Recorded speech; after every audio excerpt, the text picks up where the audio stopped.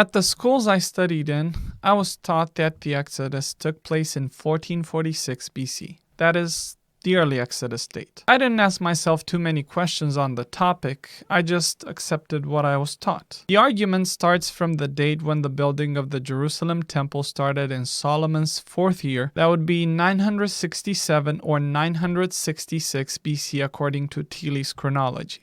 1 Kings 6:1 says, "In the 480th year after the people of Israel came out of the land of Egypt, in the fourth year of Solomon's reign over Israel, in the month of Ziv, which is the second month, he began to build the house of the Lord." The Septuagint version has 440, not 480, but almost all early daters follow the Masoretic. That's how 1446 BC was reached. In short, 1 Kings 6:1 is the basis for the early date. Basically, the argument goes from the scripture to archaeology and not the other way around. When my interest in the date of the Exodus grew, I started studying the subject in depth.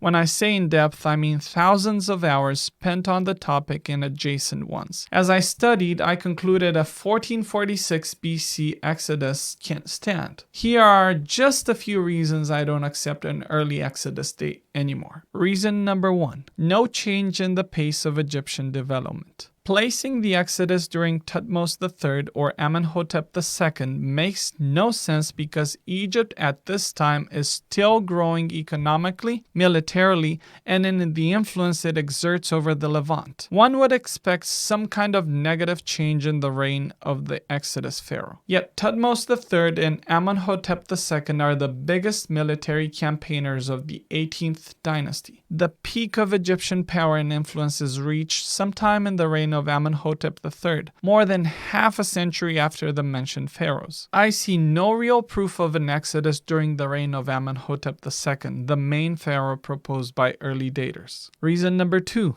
Archaeological data from Jericho. Scarabs of Amenhotep III were found at Jericho. Early daters would say that it's plausible with the chronology they're using by dating Amenhotep II to 1446 BC. The biggest problem is the pottery found at Jericho is specific to mid-14th century, just as the scarabs prove that Jericho was an Egyptian vessel in the 14th century BC. Reason number 3. Use of high chronology. The high chronology has lost ground. Currently, a lower middle chronology is the standard one. We have enough certain synchronisms from the Amarna period to show that the high chronology is not correct. A date of 1446 BC for Amenhotep II can't simply work with all the data we have. Recent research has brought a revisitation of the pharaoh's tombs that led to a better reading of the available data. The high chronology of early daters moves the beginning of the reign of Amenhotep II by 30 years, from 1425 to 1455 BC. While the Egyptian chronology is not set in stone, 30 years is too much considering the current data. 20 years is the maximum Kenneth Kitchen considers as a margin of error for the New Kingdom.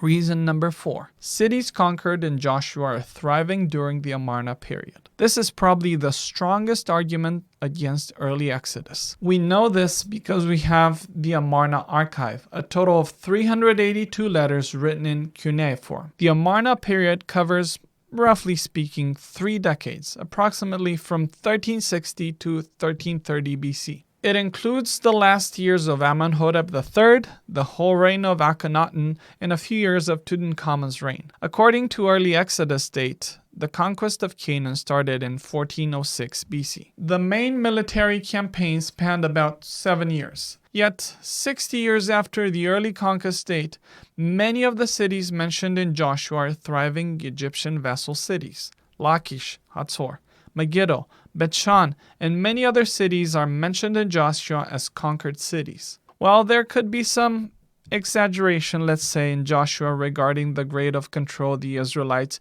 exerted over some of these cities, it sure looks like the Egyptians are still a superpower that has major control over Canaan, including conquered cities in Joshua.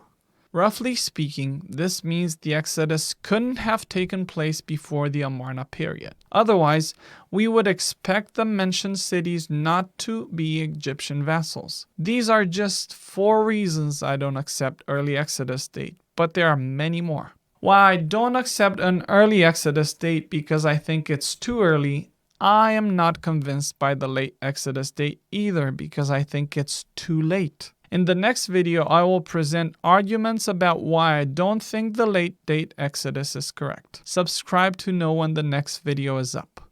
And also let me know in the comments section if you are an early dater or a late dater, and what arguments convinced you the most. If you enjoyed this material, please give this video a like. It really helps us.